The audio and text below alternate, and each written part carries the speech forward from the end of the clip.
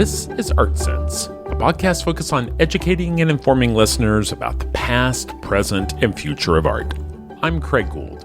On today's episode, I speak with Chris Cummings, founder and CEO of Iconic Moments, a technology company that works alongside cultural institutions like museums to create digital collectibles that heighten engagement and fuel what the company calls crowd patronage.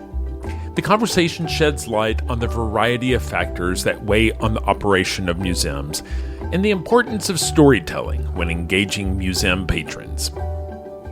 And now, a conversation about cultural institutions and NFTs with Iconic Moments founder and CEO, Chris Cummings.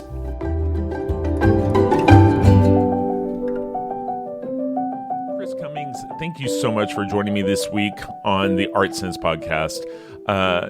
Chris, you're the founder and CEO of a company called Iconic Moments.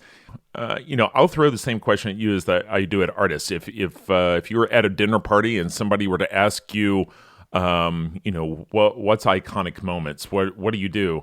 How do you start to answer that for them? Yeah, absolutely. Well, first just say thank you so much, Craig, for having me and having us on the show. Really appreciate the opportunity and really love a lot of the episodes that you've done. You've had some great guests before, so I'm humbled to even be invited here. But essentially, at Iconic Moments, our focus is really on helping to create the future of culture in the arts and to combine cultural institutions, digital art, and blockchain technology to help create new immersive experiences that can help create new ways to engage visitors and drive revenue. That might be through creating the idea of a digital twin of a museum in the metaverse. And I know the metaverse has kind of become a buzzword, but the idea of a digital twin of a museum makes a ton of sense. Or it might be in working with NFTs. And we know NFTs have become a very loaded word. But really it's an opportunity to help create new forms of digital ticketing, digital membership, or the idea of a digital lithograph that you can collect from a museum you love and a piece of art or artist you want to support. You brought up a good point there, which is NFTs becoming a loaded word. Is it possible that we'll start seeing more and more adoption of all of the things that are tied to the strength and the nature of these blockchain collectibles, but move away from NFT as a term? I think it's an interesting question that's being discussed a lot right now, right? Like, can a word become so loaded or stigmatized that it's impossible to reclaim, and instead it needs to be called something else? We're seeing some major platforms like Instagram call NFTs digital collectibles. We're seeing other platforms double down on the term NFT. I think in general, right, there's just been a huge misunderstanding of the technology and what the technology can do. This is not surprising. Like historically, whenever almost any new technology has come out that's changed human society over the last several hundred years, it's always criticized and always misunderstood. I think Keith Grossman, who was, the CEO of Time Magazine, who just left to run MoonPay, kind of said it best. We need blockchain technology to fall into the background to where it just becomes a part of our everyday life. You don't even know you're using it. You just use it because the technology does something that's an improvement over, the way that we interact and engage with the economy.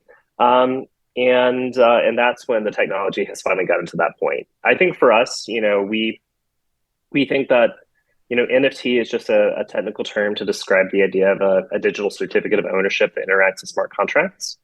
And so for us, it's important to try to seek understanding of that term and what the technology can do. Because I think that still, most everyday people, if you were to ask them what an NFT is, would say like, oh, it's a Bored Ape, right? And they don't really understand what the technology is. And they've coupled the technology with the idea that it just represents some crazy piece of art, when really it's being used in every industry in the world. It could be a way of tracking sales, tracking the transportation of logistical equipment. It could be used for property, rent, IP.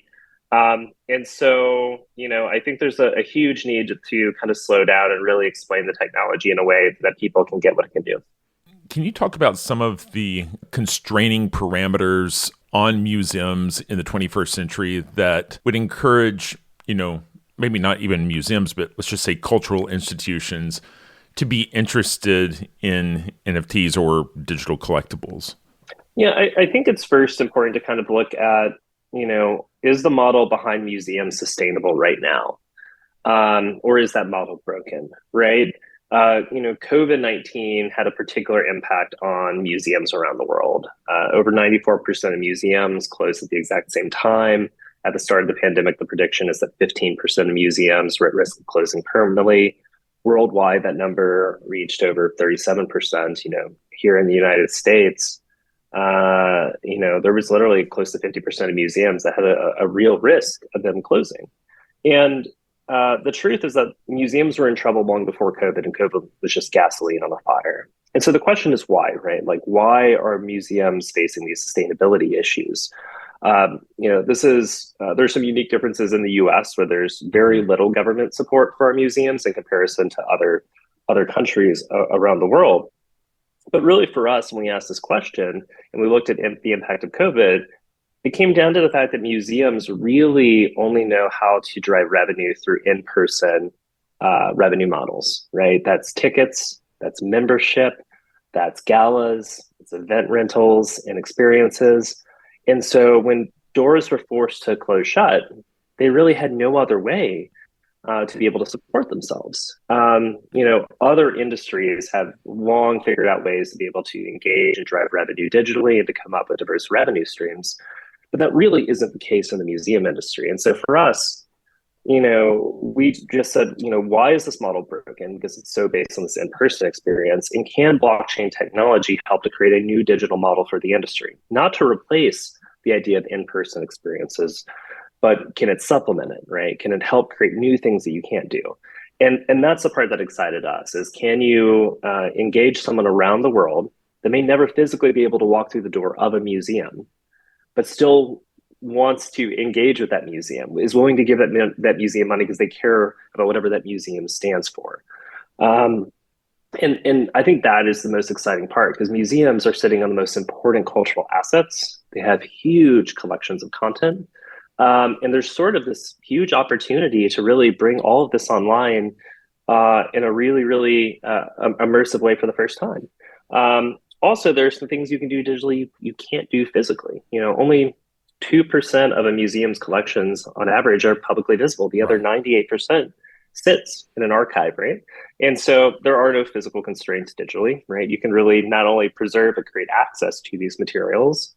And so that's really the area that we've explored is, what is a way of using digital technology to help create an entire new way to experience museums, and on the museum side, create support for museums. My understanding is that before Iconic Moments, you started a company called Pass It Down, which uses technology to help museums engage visitors with storytelling, right? So can you kind of talk about how you've been able to leverage some of your experience from Pass It Down as you've launched Iconic Moments? Yeah, absolutely. So we've been working with museums now for over 8 years. Believe it or not, when I started Pass It Down, the original vision was to create digital storytelling tools just for families. I'd unfortunately seen my mom battle multiple sclerosis and then early onset dementia in her 40s. And I remember going through that process, trying to hire a biographer, and I couldn't afford it. I was an 18-year-old kid. And I had this idea of, well, what if we could put a digital biographer in everyone's pocket to help capture stories, record stories? Wow. And the amazing thing is, as I was building this for families, we started to gain some kind of like national recognition and these big awards and competitions. And all of a sudden I was approached by some of the world's biggest brands and brand new museums being built saying, I know you built the storytelling technology for families, but we could really use that technology ourselves to help capture and tell our own stories within our collection, but also stories of visitors that walk through the museum. Right.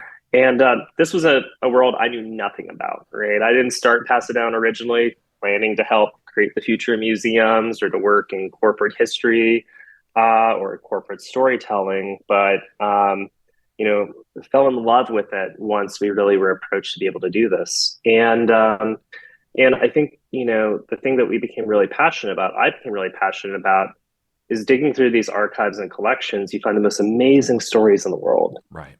But when we looked and said, like, how are these stories being conveyed? It was so antiquated, right? It was so incredibly antiquated. I think that if you ask like how do kids learn about culture today? We're still teaching culture in a pretty antiquated way in our schools. We don't really do field trips to museums anymore. That model really doesn't work as much as it did like when I was a kid and when you were a kid. And so we're like, well, what does it look like to take all these stories and this information and kind of bring it to life? And so I think we really took our experience with archives, our experience with collections, our experience of how do we take this information and create context between it. Archives at the time they were just repositories. You could find a million files, but they weren't drawing the story between the pieces. You couldn't leave with the idea of like what meaning is attached here. And so that experience really, I think, paid dividends in looking at the idea of blockchain technology because we've been working with museums so long. We really understand their values and their goals.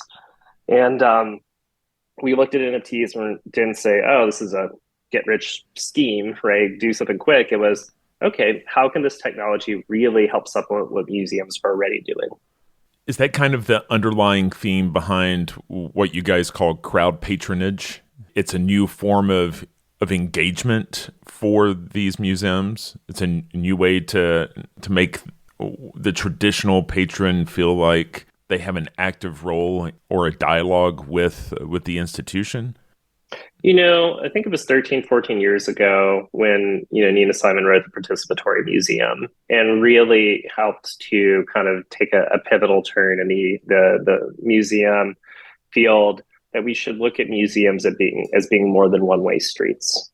Traditionally the way the museums are built, you come into the museum, you're kind of taken through a guided experience, and then you leave.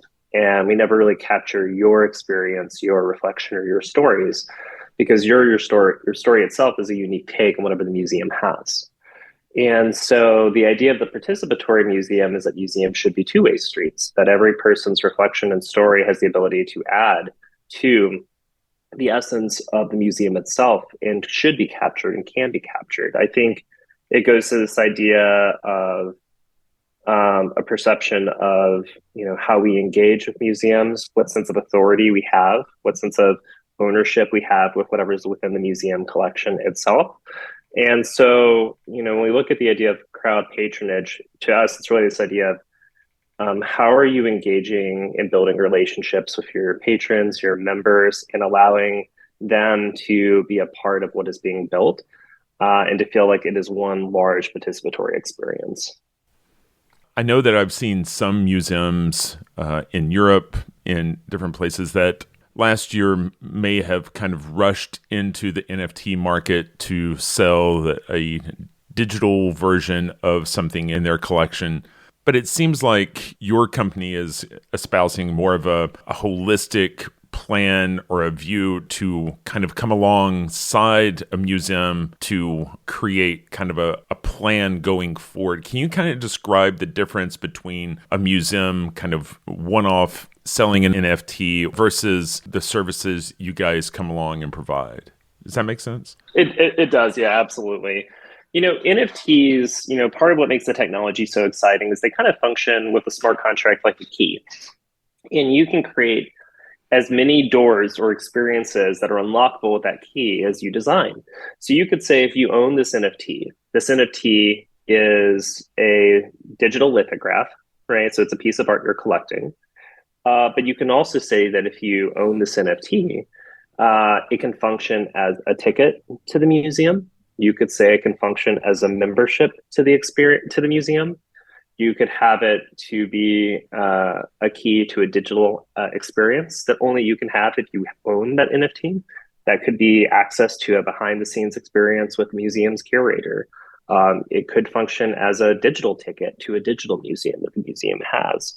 So really, it's figuring out, what are all the different experiences that you want to create as a set of values that come with the ability to purchase this NFT, and does that allow you to engage and create value for your patron and to educate your patron, to do something meaningful where that patron has value. If you think about it, it's not too different from the idea that if you donate to a museum, the museum's like, okay, in exchange for your donation, we're going to give you something, right? It's trying to say, is there a more kind of full, well-rounded thing that can happen with the idea of this NFT? So I think that, some of the early examples of NFTs in museums in Europe that you're pointing to really were focused more on just the idea of making money from something. Mm-hmm. They weren't really focused on the idea of creating an experience.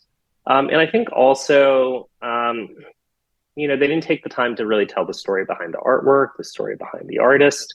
I mean, museums have a long tradition of taking items within their collection that they have the rights to do this to, Mm-hmm. and turning those into lithographs you can buy in the museum store, right? Like the idea of a limited edition print physically is not a new concept. Right. And museums have felt like that is, well allowed for them to be able to do. Sometimes those items are in the public domain, or sometimes they have the right to do that from however they acquired that artwork. And so, we don't see anything wrong with this idea of a digital lithograph, as long as it's in alignment with the same thing we're doing with physical. We just think that you have to do the same things a museum always does, right? Tell the story, make sure that you're creating something valuable and meaningful, and to do so the right way, I guess is what I would say. So can you tell me more about the Art Pass? What exactly is the Iconic Moments Art Pass, and what doors does that open up with that key? Yeah, absolutely. So, this past October, we made a decision to create the Iconic Moments Art Pass, which is essentially functioning as a Genesis Pass. It's kind of like a technical term in Web3, but think of it kind of like a membership pass to Iconic Moments. And if you own that Art Pass, then you essentially have the right to do several different things. The first is that you have the first right to essentially purchase any NFTs or digital collectibles that Iconic will release from the network of museums that we work with. The second part is that if you hold on to that pass, it'll give you access to special events and experiences that Iconic Moments will do with museums and other cultural institutions in the future, along with some fun digital surprises along the way. And really what we wanted to do was to be able to build a very concentrated base of collectors that say, I do want to support museums. I do want to support cultural institutions. Because I think a lot of museums go, does anyone actually, do collectors actually want to engage with us, right? We're a museum. I think that's a question we hear from almost every museum. And we go, right. Yeah, 100% they do. We proved it. Right. And so we announced that we were going to have 1,250 art passes, and we're blown away by the response. We had over 35,000 people line up in the first 4 days to sign up to get in line to purchase that art pass. We sold out instantly the moment that part pass went live. And I think it really showed that, there is this huge base, sometimes of traditional art collectors, but a lot of this is new digital art collectors that want to engage with museums and want to engage with these institutions. And part of our value is in creating the idea of this aggregate or network and bringing all those institutions together for the first time. I think one thing we hear a lot too, that's pretty interesting from digital art collectors, is that they'll often say that, look, I was really intimidated by the traditional art world. I was really intimidated walking into a museum. And, digital art was really the first time I felt like I could engage in the art space in a way that took away sort of any of that fear. And this seems like a nice next step into that world of art that wouldn't have stepped into the past. And I think that's part of what's really fun here, is this idea that we're really focused on building a digital community that we do interact with in the real world, but we're tying in some of the most storied institutions in the world and trying to bring new visitors and new patrons in. So how do you think the breakdown looks there? I mean, are the majority of those 35,000 or the 1,250 that actually collected, are the majority of those coming from the crypto space, from the NFT world?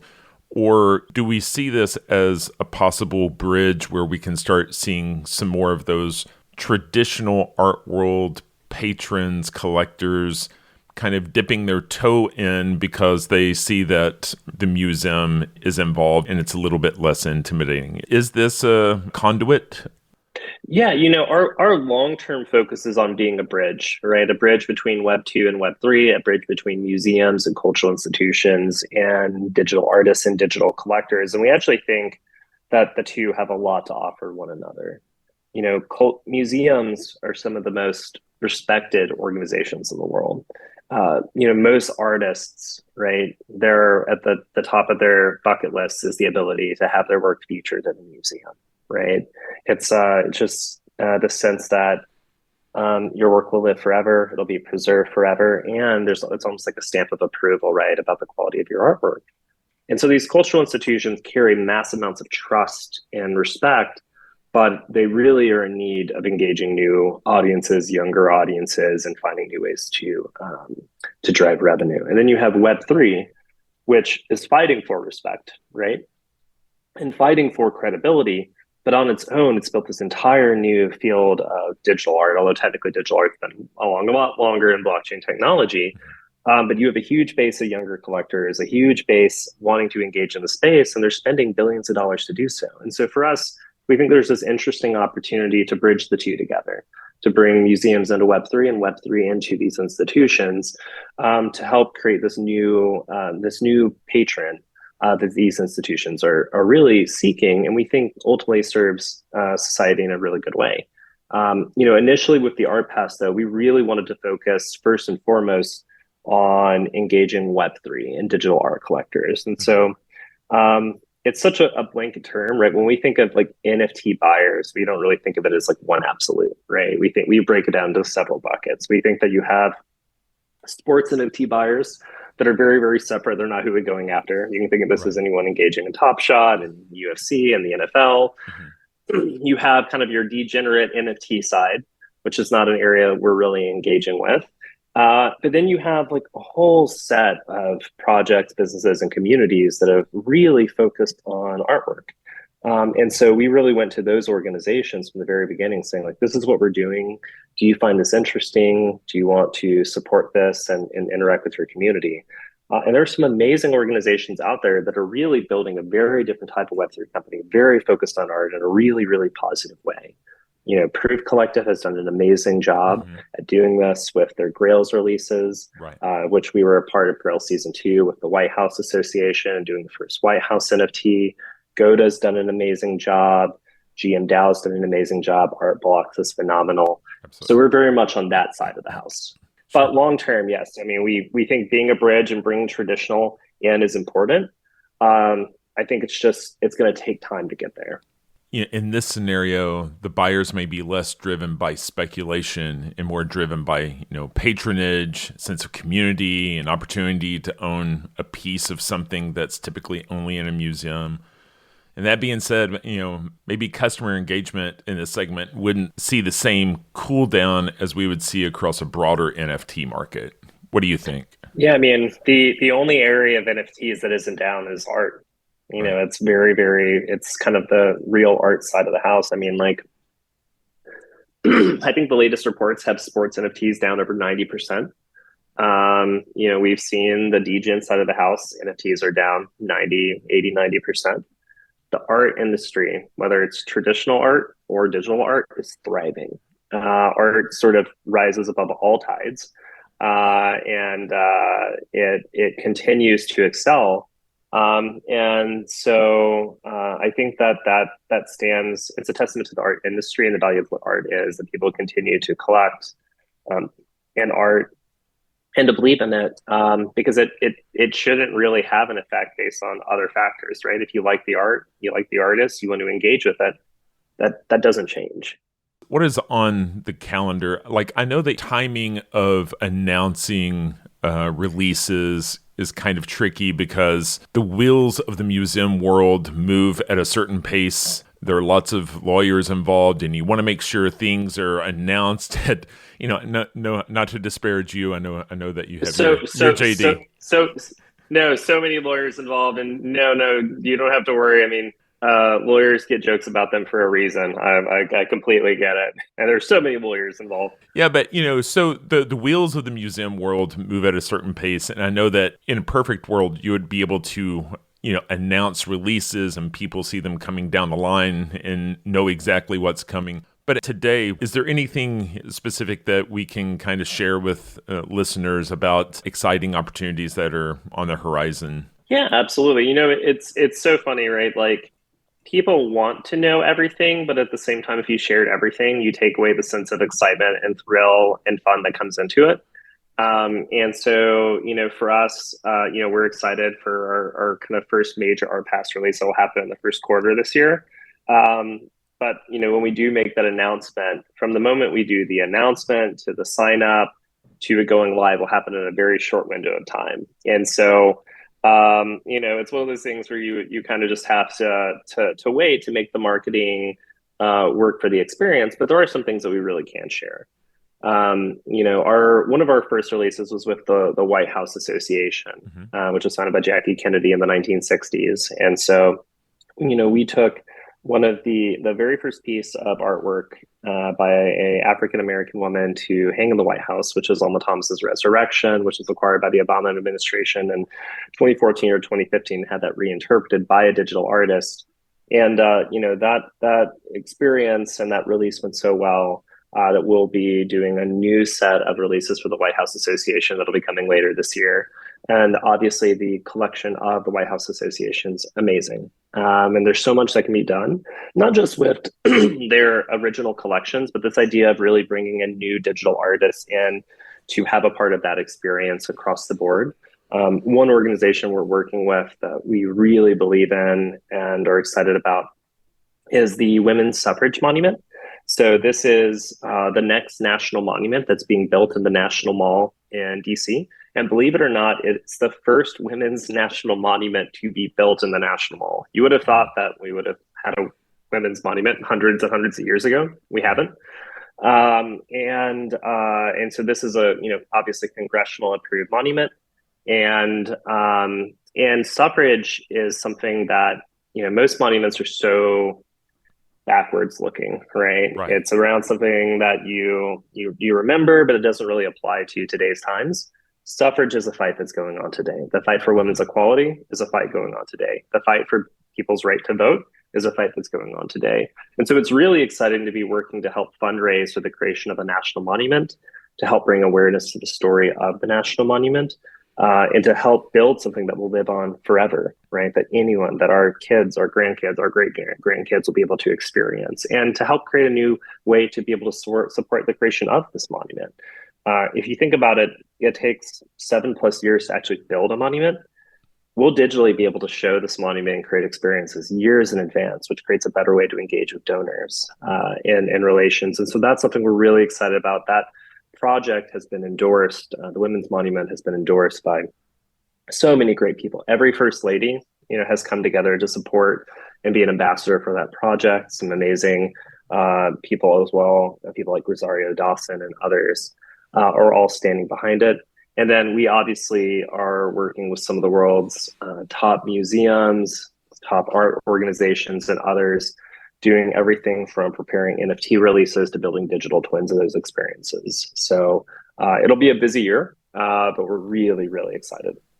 Well, that story reminds me of just how much those monuments rely on the collective whole of the community to donate to have them come to fruition. And even I remember the really interesting learning about the Washington Monument, how basically they were constructing the Washington Monument and halfway up the spire just ran out of funds. And if you look at the Washington Monument, there's a clear point where the limestone is a different color because it sat dormant for so many years. And so it's really interesting to think that you can share that vision and get support and raise the funds in a way that people can kind of visualize it, with the technology we have nowadays with AR and VR, and to be able to really get people on board, right? No, absolutely. And I think that people sometimes think the government just writes this blank check to build a monument. It's not what happens at all.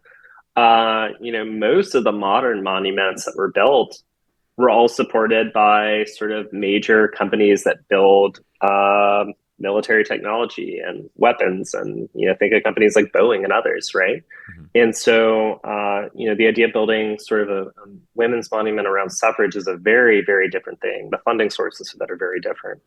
And for us, we wanted to make sure that we told the history of this fight through the NFTs that we'll be doing. So, for example, in the early 1900s, when women were fighting for the right to vote, they kept getting thrown in jail so often that Tiffany's, the jewelry company, ended up designing this jail cell pin that they would give Wow. women who had gone to jail fighting for the right to vote, and the women would wear the jail cell pin on their label. And it became this visual rallying call of kind of the fight for the right to vote, the cost in this fight. And so, for us, we really looked at that story and these pins as something that really had been lost in time, but it was a great idea to be able to bring these jail cell pins back. And so for us, for example, if you're supporting the Women's Monument, not only will you get a digital version of this pen, but you'll also be mailed a physical version of this pen as well to be able to wear, to be able to show. And it's tying in the history and the story and the storytelling of this all together in experience to be able to do something really amazing, and again, to build something that will live forever. When you were describing the White House Association release, you talked about a digital reinterpretation of the work. And it reminds me of a conversation I had last year with Jason Bailey, also known as Art Gnome.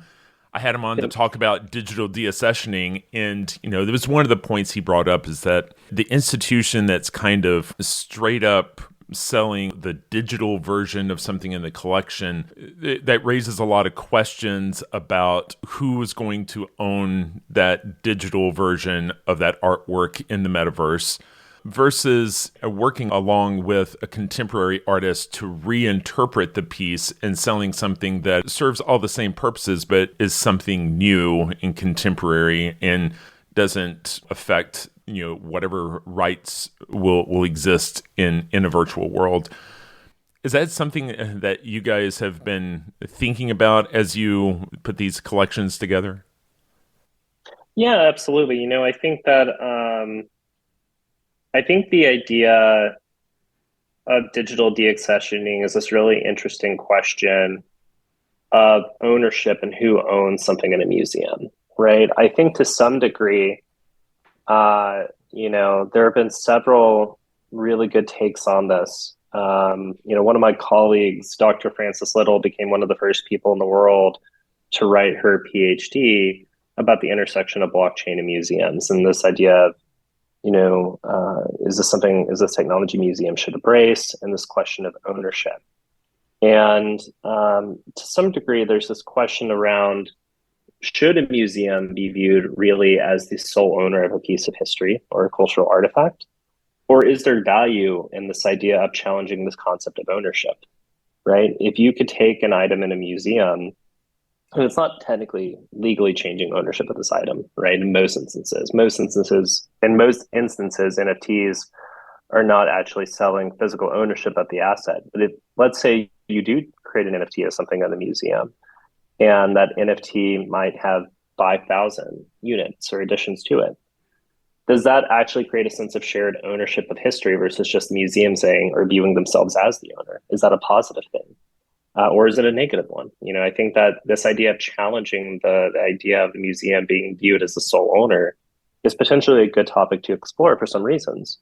But in the particular instance of what we did with the White House Association in this case, right? We looked at the historical collection, and the White House Association rightly views themselves as the people's house, right? In their mind, they don't own the collection. Everyone owns the collection. They already have this view of shared ownership. And so they did not want to take something in the original collection, rightfully so, and turn that into an NFT that could or could not be purchased, right? Because everyone already owns it. But instead, they and us are both really inspired by what items that are in the public domain are supposed to do. They're supposed to be, the reason we have public domain laws, they're supposed to be able to create and inspire new works, right? They're supposed to be a way to generate new ideas and create more cultural value and more cultural works across the board. And that's one reason why we find the idea of taking new artists and having them to both reinterpret and be inspired by items within the public domain is such an interesting area to get into. In my mind, you are out there having conversations with dozens, if not hundreds of museums. And just from your perspective, how do you think our definition of what the museum is going to change over the next 10, 20 years? I mean, will museums be more virtual? Will there be purely virtual museums? How do you see that concept of what we define as a museum changing over the next couple of decades?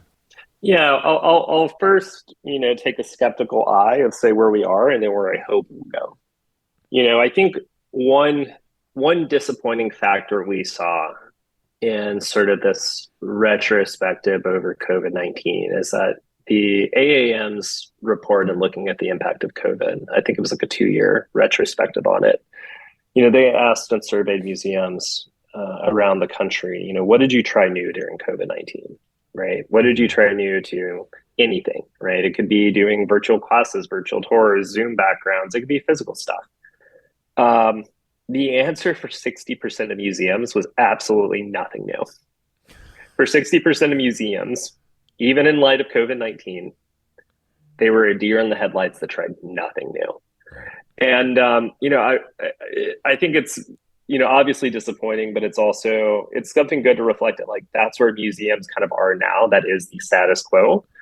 And we know that needs to change.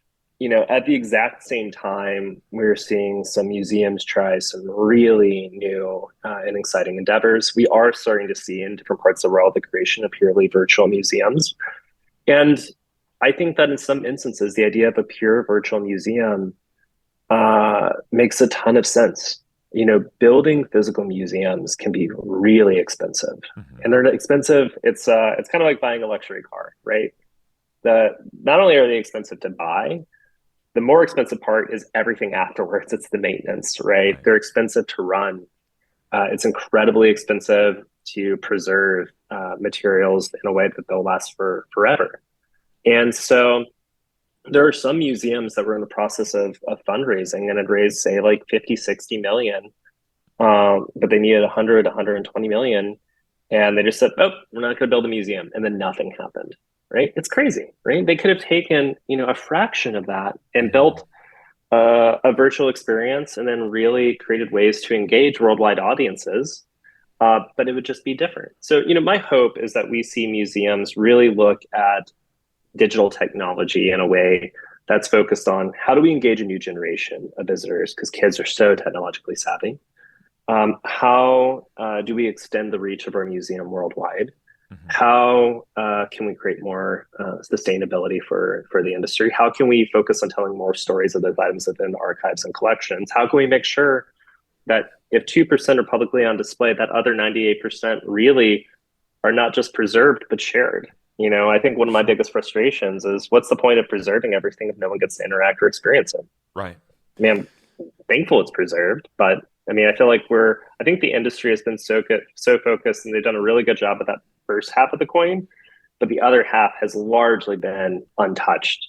And I think that that's the other half of their job. It feels like there's a real opportunity for non-collecting museums to pop up. I've had guests on who have created ICAs, which non-collecting around, specific themes, but it just feels like there are opportunities for someone to have a space that fashions exhibits around borrowing that work that is cloistered away in a basement or basements of museums all over the country, right? And what does that turn into in terms of how to provide a space that's engaging with all the different technology and storytelling that could go along with that? When you don't have a collection, the overhead is a significantly different equation, right? No, 100%. I think that and I think that you see individuals or small groups essentially trying to do this just in pretty informal ways for this exact reason. I think also it's important to note when we talk about the idea of a digital museum, it needs to do something different than what a physical museum can do. Um, Otherwise, you're just mimicking, right? You're mimicking a space. I've never heard anyone brag about going to a virtual tour. I don't know about you, right? I've never heard anyone go, man, I had one hell of a virtual tour, right? Like they're okay because they're usually 360 cameras of a physical space. You click around on the arrows, you go, I just wish I was there in person. If we're going to build a digital museum, it needs to do something you can't do in the real world. If you're going to build a digital museum, let's say it's a World War II museum, you don't need to look at a photo of a World War II plane on the wall the way you would in the physical museum. You need to see the plane fly overhead, right? If you're in an art museum, like let's say it's a Van Gogh museum, you don't need to look at the photos of the pictures of and paintings of Van Gogh. You need to step into the painting. It needs to do things you can't actually do, because then you're creating a new experience and one that is creating new value. And I hope, right, that AR and VR technology gets there. I'll admit that I think the problem we have with that technology is hardware adoption rates. Like what 0.001% of the population actually owns a VR headset. And I still think we're a long way off. So we're personally very passionate about this idea of creating browser-based experiences that look like AAA video games that are cloud rendered, because that's the technology we have. VR and AR can create amazing experiences, but we've got to figure out how to tackle people actually owning the technology, because otherwise it doesn't really do a lot of good. And, part of a museum's mission is accessibility. And a part of accessibility is what technology do we actually have? What do we have to use? If you're just creating technology for really expensive hardware, by its very nature, very few people ever have a chance to access it. Well, Chris, I think I've taken up all the time I asked for. I really appreciate you taking time to talk to me today about the work you're doing, changing the way we interact with museums, questioning the whole sense of ownership and artwork. And I really appreciate your time today. Oh, thank you, Craig. It's always a pleasure to have a chance to chat. And, thank you again for the opportunity to be able to come on the show. Absolutely.